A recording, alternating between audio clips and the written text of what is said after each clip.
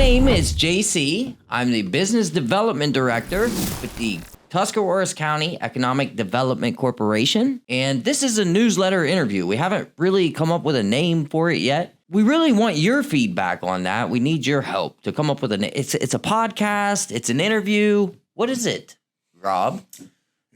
We don't have a name yet. It's an interview for it's a video segment of our newsletter. That's what it is. But we don't have a name for it, so we're looking for your guys' feedback on that. I've come up with a couple. There's the Live Tusk interviews, the Valley podcast. We could call it a podcast. Essentially, that's what it is. You can call anything a podcast. Meeting Tuscarawas was one I thought of.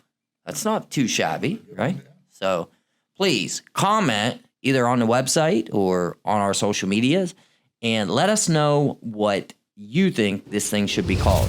I'm breaking this down into segments, all right? And the first segment is the icebreaker segment. I'm here with the Reeves Mill Logistics Warehouse Foreman, Rob Lax. The whole point of this interview is to get to know you.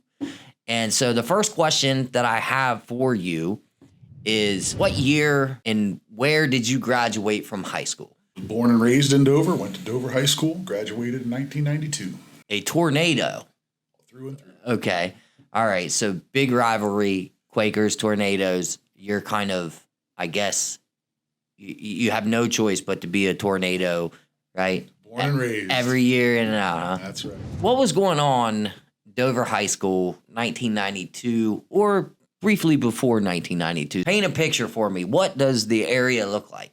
For me, it was all about art. I had a heavy art-centered curriculum in high school. I had plans to go to art school, and I wanted to be a commercial artist. And my girlfriend, who is now my wife, Natalie, we began dating in high school at 16 years old and been together ever since. So at that point in my life, there were two important things.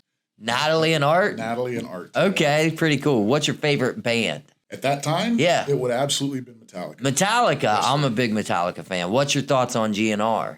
They up there on the list? They were up there on the list. They released their first great big album, Appetite for Destruction. Appetite, yep. And that was in, I don't know, 86, 87, I think.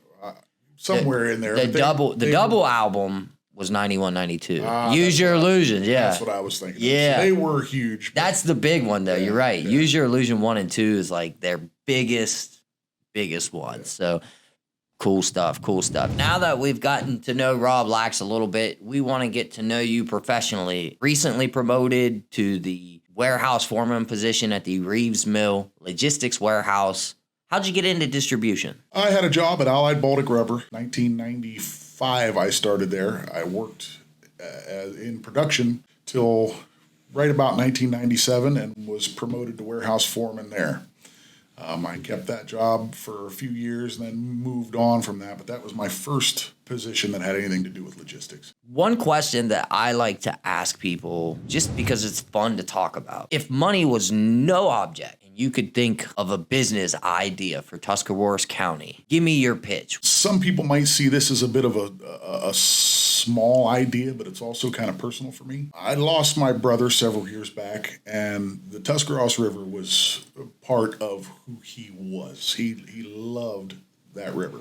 We grew up down there fishing, catching frogs, doing all this silly stuff. In keeping with my brother's memory and talking towards your idea, I would like to see a kayak and canoe launch up near Dover Dam with, potentially like a canoe livery type of place. Okay. Renting, sales, shuttling in conjunction with Dover's beautiful new riverfront park. I have kids. We are always looking for things to do on the weekend. That would be fun. Like the one thing that I'll say about kayaking that's like my reservation against it, it's like I don't know where I'm going. I don't know where I'm headed. I'm getting in this thing and I don't have a clue of what the destination is. So your idea is kind of interesting in that you know where your destination is. So that's I like that. I would love to see something like that happen. That'd be cool, yeah. That's why I asked that question, because everybody, I think, sort of has something they would think of. This particular month, we're naming this newsletter Going Above and Beyond the Call of Duty. A lot of that has to do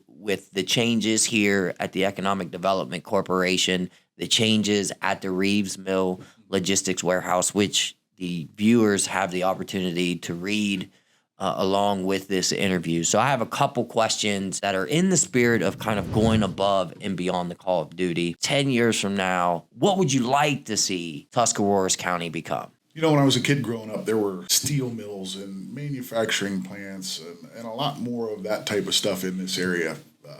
I personally would like to see more good, stable jobs that provide a living wage to our local residents. Good paying jobs with benefits that, where a man can actually support his family without working himself into the ground. Sure.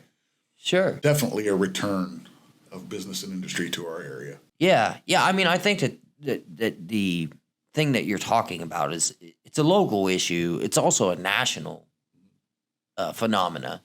So I think if you were to go back 20 or 30 years and look at any small community, you're going to find a similar story where there's a lot of manufacturing, a lot of jobs available, and with I'd say the last 20 years, 30 years, they've been outsourced. They've been sent somewhere else, and we're seeing new types of jobs come available. The economy has changed.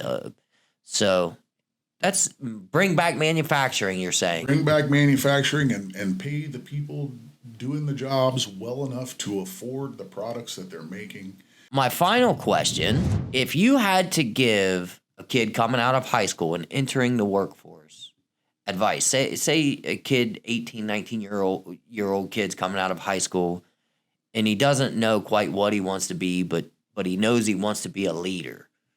You have spent the majority of your career, I would say, in some sort of leadership capacity, being promoted as a young man to a foreman position, and then again accepting that kind of role.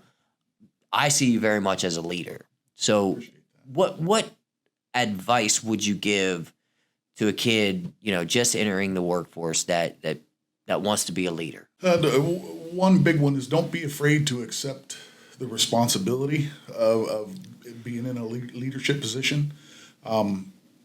You're not always going to be perfect. You will make mistakes, but don't let that deter you from stepping up to the plate.